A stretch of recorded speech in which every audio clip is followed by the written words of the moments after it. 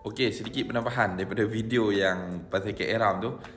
Okey, dalam video tu ada saya sebut berkenaan dengan kain ihram kotak. Sebenarnya bukan kain ihram kotak tu jadi masalah. Kotak tak menjadi masalah. Kotor ataupun kotak, dia ada dua kategori. Satu, kotoran yang bernajis. Satu lagi, kotoran yang tidak bernajis.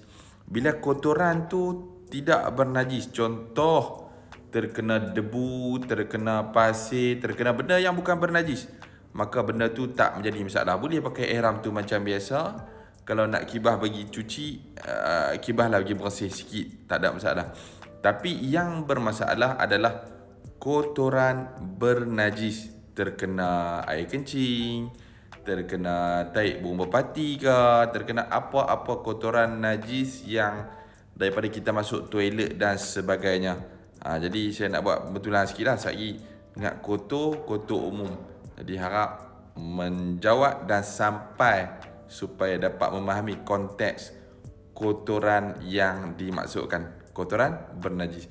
Sebab bila kita kotoran, kain kita kena najis, kena ingat kita nak tawaf, tak sah tawaf tu. Sebab tawaf sama seperti solat, tak boleh bawa najis masuk dalam tawaf, tak boleh bawa najis masuk dalam solat. Kita kena dalam keadaan bersih, suci daripada hadas kecil dan hadas besar.